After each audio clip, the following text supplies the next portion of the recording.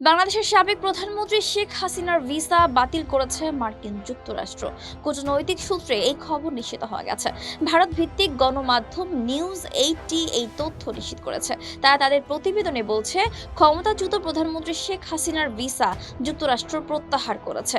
বাংলাদেশের সহিংস বিক্ষোভের পর পদত্যাগ করে ভারতে পালিয়ে যাওয়া শেখ হাসিনা বর্তমানে গাজিয়াবাদের হিন্দন এয়ারবেসে রয়েছেন। এছাড়া তিনি ইউরোপীয় দেশগুলিতে আশ্রয়ের চেষ্টা করছেন, তবে যুক্তরাজ্য তাকে আশ্রয় দিতে প্রস্তুত নয় বলে জানিয়েছে ঘনিষ্ঠ একাধিক সূত্র। প্রতিবেদনে আরও বলা হয়, তার বোন রেহানা, যার যুক্তরাজ্যের নাগরিকত্ব রয়েছে, তিনি শীঘ্রই যুক্তরাজ্যে চলে যেতে পারেন।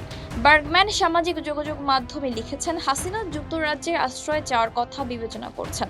সেখানে তার বোন শেখ রেহানা এবং বোনপো এমপি টিউলিপ সিদ্দিক থাকেন। তিনি আরও জানান, হাসিনা যেই পদ্ধতিতে ব্রিটেনের কাছে আশ্রয় চেয়েছেন, অভিবাসন আইন অনুযায়ী তা সম্ভব নয়। ওই পদ্ধতিতে কাউকে আশ্রয় দিতে পারে না ব্রিটেন।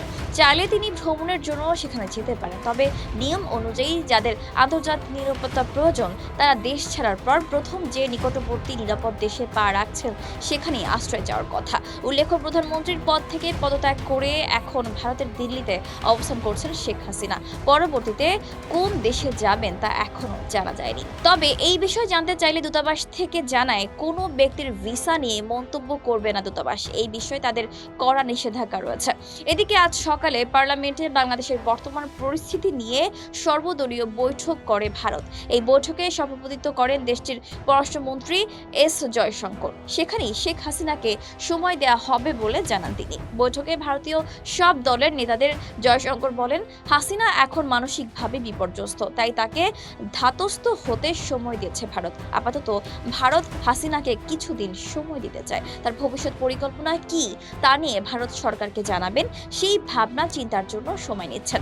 হাসিনার পরিকল্পনা জানার পর পরবর্তী সিদ্ধান্ত নেবে নয়াদিল্লি। তবে ভারত তাকে নিরাপদ আশ্রয়ে রেখেছেন বলে আশ্বাস দিয়েছেন তারা। প্রসঙ্গত, এর আগে সোমবার 5ই আগস্ট প্রধানমন্ত্রীর পদ থেকে পদত্যাগ করে ভারতে পালিয়ে যান শেখ হাসিনা। তিনি যুক্তরাজ্যের সহ ইউরোপের কাছে রাজনৈতিক আশ্রয় প্রার্থনা করেছেন, তবে এখনও ব্রিটিশ সরকার তার আবেদন মঞ্জুর করেনি। তাই যুক্তরাজ্য আশ্রয় না দেওয়া পর্যন্ত ভারতেই থাকবেন শেখ হাসিনা। এদিকে গত জানুয়ারি মাসে জাতীয় নির্বাচনে জয় নিয়ে টানা চতুর্থ মেয়াদে ক্ষমতায় আসেন শেখ হাসিনা। তবে বেশি দিন ক্ষমতার সয়ে থাকতে পারেনি শেখ হাসিনা। চলমান কোটা সংস্কার আন্দোলনকে ঘিরে দেশে জুন মাসে শুরু হওয়া ছাত্র বিক্ষোভ জুলাইয়ের শেষ ও অগস্টের শুরুর দিকে ব্যাপক সরকার বিরোধী আন্দোলনে রূপ নেয়। আন্দোলনে হতাহত হয় দেশের সাধারণ জনতা। এতেই বিক্ষুব্ধ হয়ে ওঠে সারা দেশ। দেশব্যাপী ছড়িয়ে পড়ে চরম সহিংসতা। পুলিশ, বিজিবি, আর্মি এই আন্দোলন ঠেকাতে চরমভাবে ব্যর্থ হয়। শেষ সময়ে জনগণের চাপে পড়ে পদত্যাগ করেন শেখ হাসিনা। বলা বাহুল্য, নির্বাচনের মাত্র 7 মাস পরই ক্ষমতা ছাড়তে বাধ্য হন শেখ হাসিনা। বর্তমানে তিনি ভারতের দিল্লিতে রয়েছেন। দর্শক, আজ এই পর্যন্তই। আবারও আসবো সব নতুন নতুন তথ্য নিয়ে। সেই পর্যন্ত সবাই ভালো থাকুন, সুস্থ থাকুন, দূরবীন নিউজের সাথেই থাকুন। ধন্যবাদ।